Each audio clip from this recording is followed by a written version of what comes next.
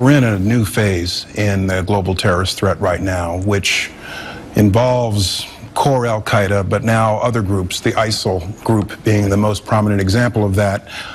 ISIL is a very dangerous terrorist organization that represents a serious potential threat to our homeland. We've got to respond militarily. We've got to respond through law enforcement.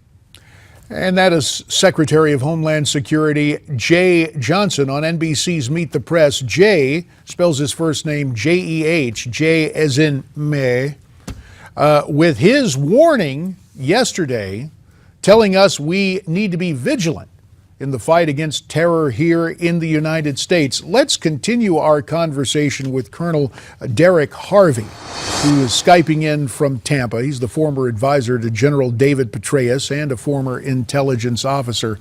And I want to go back over this ground with you, Colonel, before we're joined by Ryan Mauro. We hope to have Ryan with us in just a few minutes. You were stressing that threats on the Mall of America are nothing new. And you said earlier that you believed the secretary coming out so forcefully, I don't want to put words in your mouth, but to paraphrase, was essentially for public consumption. I'd like you to elaborate on those comments. Well, one, in examining the threats from al-Qaeda and other groups, and al-Shabaab, for example, you look at where they have concentrations of possible supporters and communities in the United States. You also look at the capabilities that they have and their intent. We've looked at these organizations over the last decade, and continually the idea of striking public targets that are vulnerable, like a mall, and the Mall of the Americas is just one example of those that we have discussed over these last 10 years as a prime target of these groups. This is nothing new. What is new is ISIS really pushing this out in a public way, and therefore the Homeland Defense Director is coming out very publicly in order to calm people, because we do not want to have the American public fearing going to malls. Ryan Mauro, as we bring you in to join us in the conversation, we wish you a happy Monday, which may be virtually mission impossible, just the way we think about the work week. But apart from the Monday blahs, in all sincerity, Colonel Derek Harvey has been outlining the threats from al-Shabaab and from other terror groups. And he just mentioned one of the changes we have seen over the past couple of years is this sophistication of getting the message out, using social media, using sophisticated video. When you got a look at this video threatening different shopping malls around the world, but including the Mall of America here in the United States, Ryan, what was your initial reaction? Well, first of all, it was very obvious to me that al-Shabaab is trying to compete with ISIS. And it almost always goes back to this, right? It goes back to what I call the Jihad Olympics, where they're trying to outdo each other. And so in terms of quality, the editing style, the length, this is about 75 minutes long, they were trying to be like ISIS, except the reason that they were going back over and over this attack in Kenya that they previously carried out is because they want to drive a point home, which is that us, al-Shabaab and al-Qaeda, still do large attacks with pre-operational planning, whereas ISIS, their attacks on the West consist of just some guy that goes on a computer, gets radicalized, and goes out and attacks someone with an axe or something like that. So a lot of this goes back to that competition there. But I would point out, normally when it comes to these threats, I'm in the camp that says, look, they're always issuing a threat. It's not a huge deal necessarily.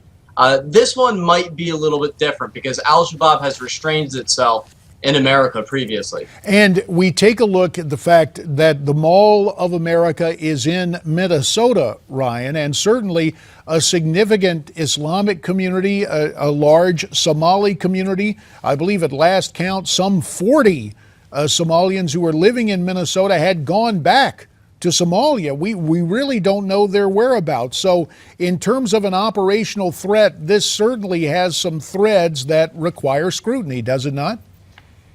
I totally agree. I mean, they didn't pick that site just out of randomness. It's because that's in the area of ground zero for their support. It's where they believe they have the maximum chance of inspiring someone, even if they're not directly communicating them, to go and attack that mall. They want to I think al-Shabaab and al-Qaeda actually want to issue a threat and then deliver on it. And so this one might be different than what we've seen in the past. And as we move along, let me change gears again with the different videos we are seeing, with the atrocities we have seen elsewhere. Colonel Harvey, the whole notion of the immolation, the burning alive of some 45 Kurdish Peshmerga prisoners, as we understand it last week, certainly we saw them paraded in cages, and then saw more horrifying video.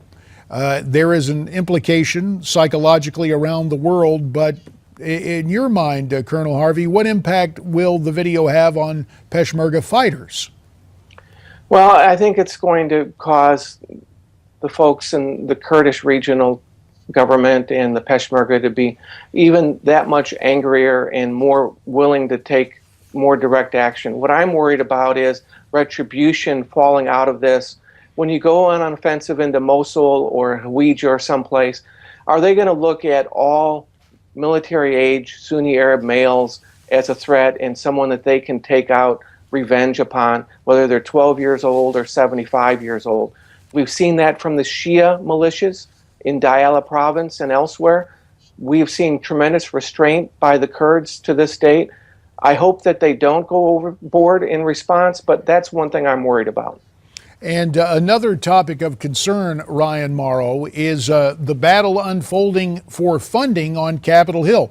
Got about a minute 15 left. Ryan, I want your take on Homeland Security vis-a-vis the immigration component of that. That is the bone of contention. Senate Democrats have stopped funding in its tracks.